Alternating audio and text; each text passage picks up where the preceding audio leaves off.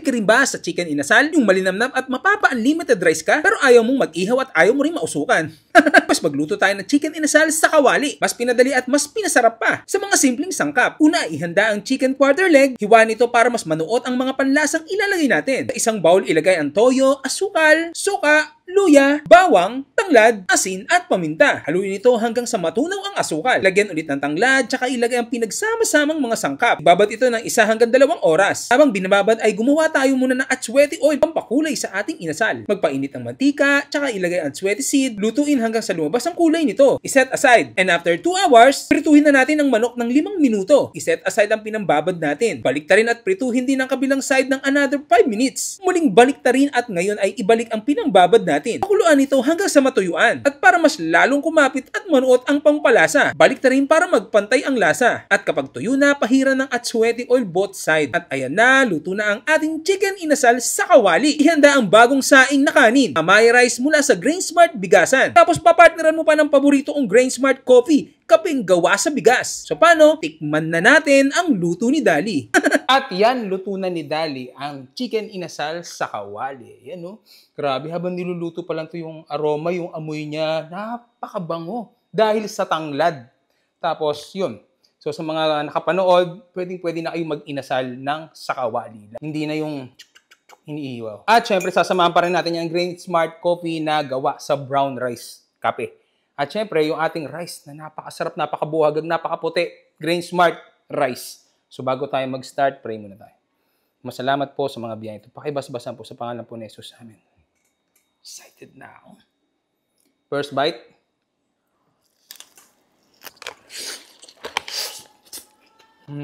Sarap. Yan, toyo.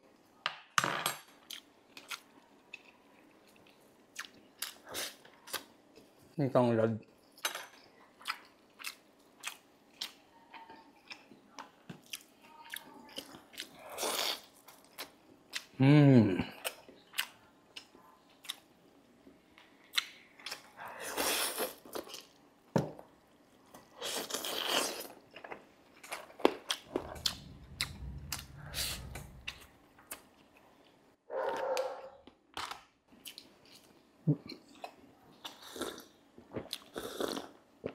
Kapeng gawa sa bigas. Ang sarap, grabe.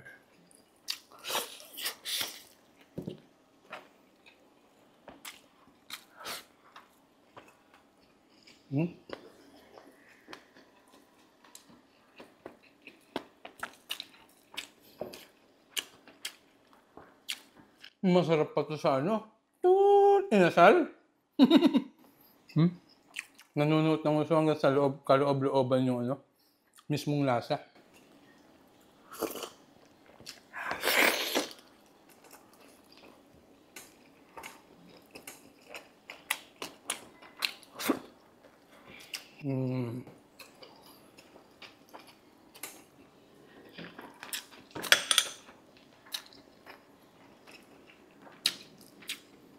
Sarap.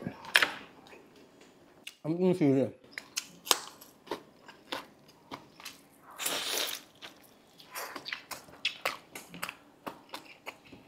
Pag ito ang anong ulam mo, napaparami ka ng rice.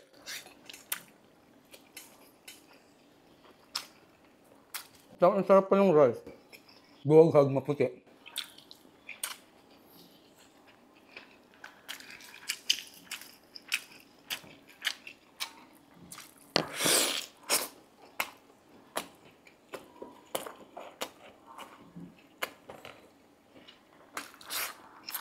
Kaya pag nagluluto kayo nito, adjust ko lang. Amaya rice ang gamitin nyo.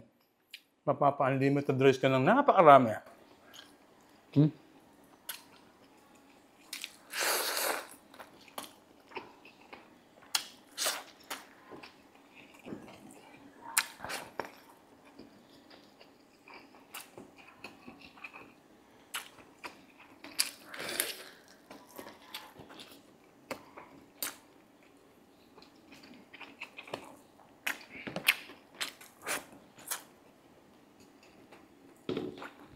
So sa mga natakam dyan at gusto yung ganitong style ng luto, subukan nyo na.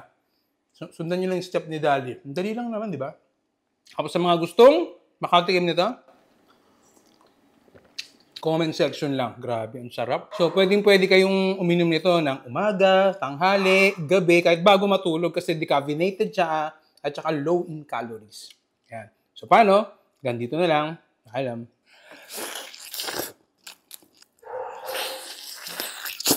Mahilig ka rin ba sa chicken inasal? Yung malinamnam at mapapa-unlimited rice ka pero ayaw mong mag-ihaw at ayaw mo rin mausukan?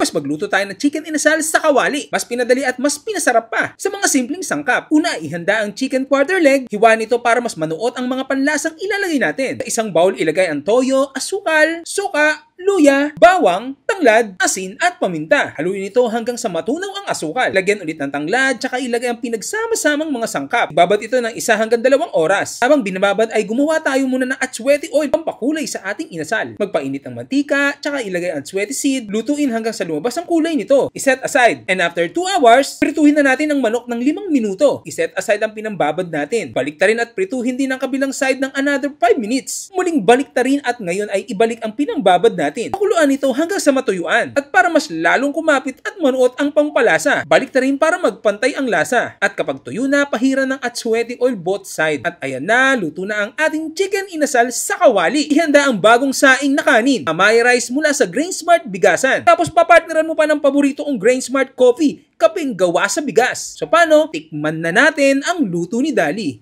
At yan, luto na ni Dali ang chicken inasal sa kawali. Yan, no?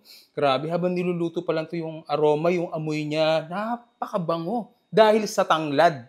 Tapos, yun.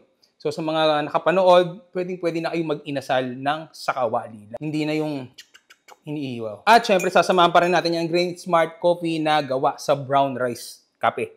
At syempre, yung ating rice na napakasarap, napakabuhag, napakaputi. Grain Smart Rice. So bago tayo mag-start, pray muna tayo.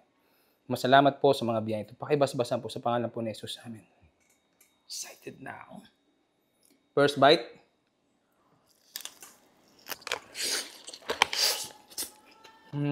Sarap. Yan. Toyo.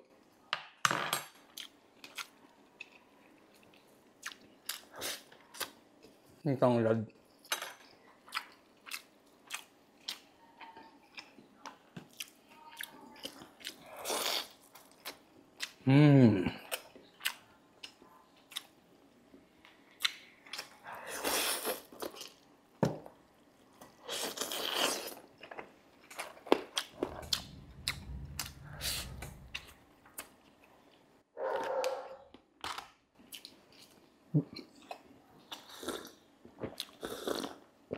Kapeng gawa sa bigas. Ang sarap, grabe.